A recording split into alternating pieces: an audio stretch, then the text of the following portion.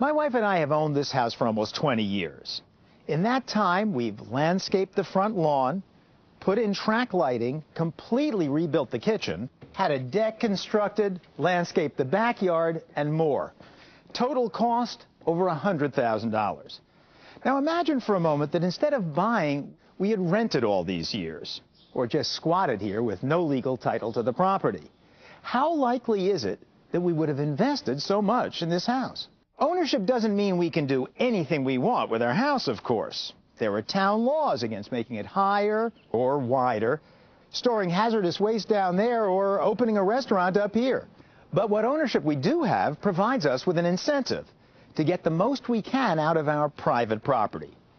Property rights have become so familiar in America, we take them for granted. But there was a time when people hotly debated whether private property was necessary or even sensible. That debate took place not far from here, around the time of the first Thanksgiving dinner. 50 or so miles down the Massachusetts coast, and about 4 centuries back in time, the Pilgrims in Plymouth were forced by circumstance to try both private and common ownership. And it wasn't at all clear which would win out.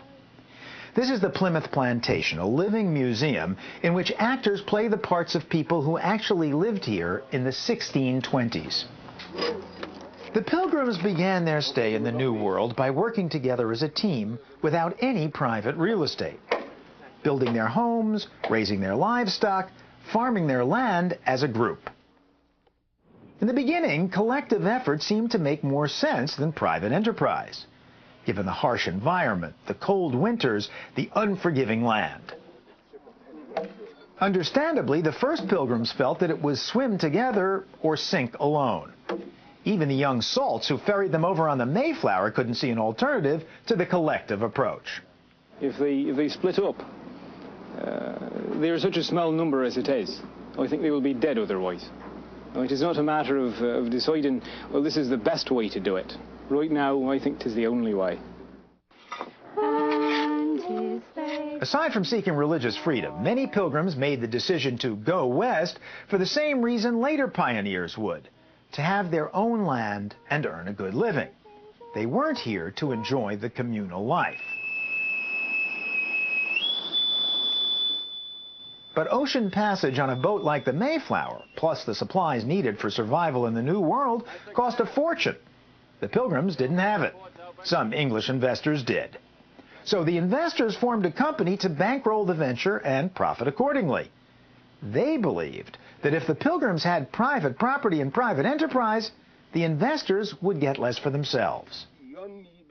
The man responsible for looking after the investors' interests was Governor William Bradford. So in order to discourage anyone from going his own way, which of course would have been to the corporate hurt, we instead had every man to labor then for the common, so that our debts might be the more sooner discharged.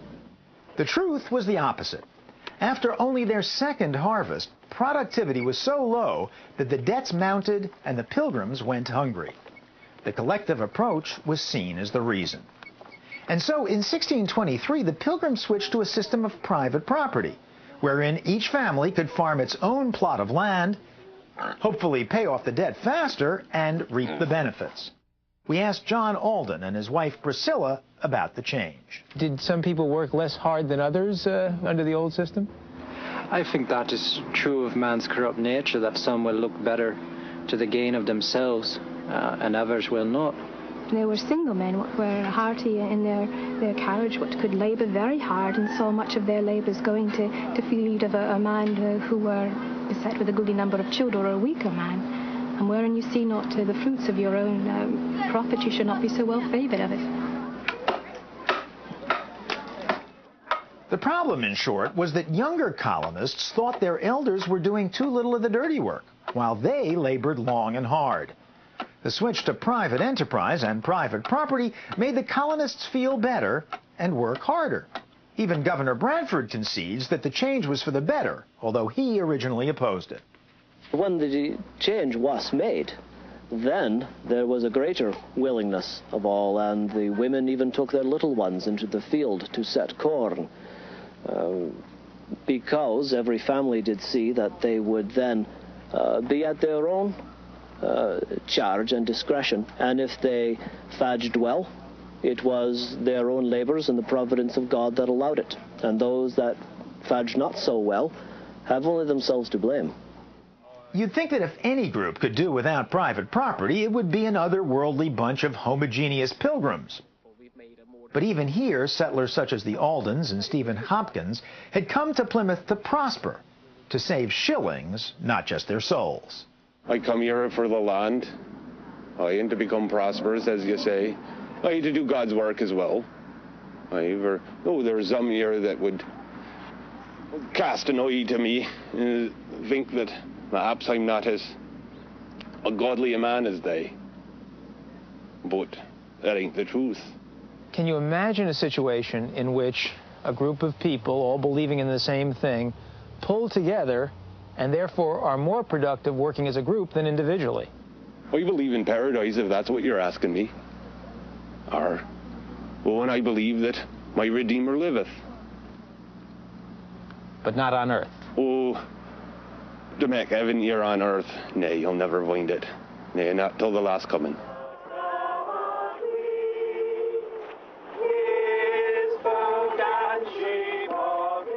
Prosperity brought problems of its own. Once people could profit from their own efforts, inequalities of wealth appeared. Atop the Forbes list of America's richest families in 1627 would have been this man, Isaac Allerton. Once Allerton was able to amass private property, he set out to expand the lucrative fur trade to the north. There's a river, Kennebec, that's 30 leagues north of here, I'd say, perhaps more.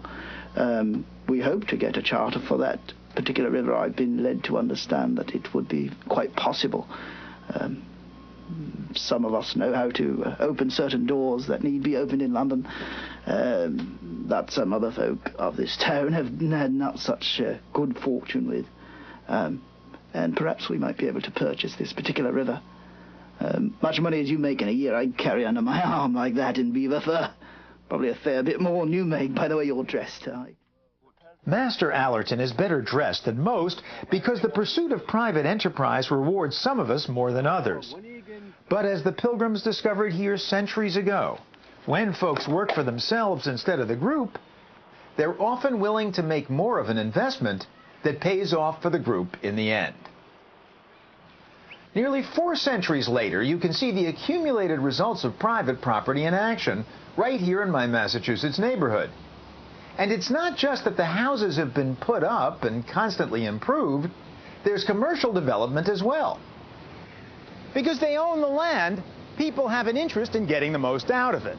So they build, sell the buildings, or rent them to those who can use the property to squeeze every last nickel out of it. Private property explains why streets like this have so many stores, so much traffic, so much economic activity. And of course, it's not just true of Coolidge Corner in Brookline, a suburb of Boston.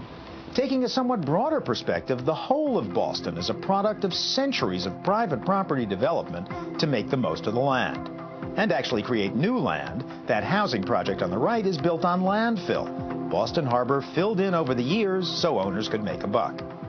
In fact, the safe harbor of Boston, with rivers flowing inland, is so conveniently situated, it's been thoroughly privatized and exploited.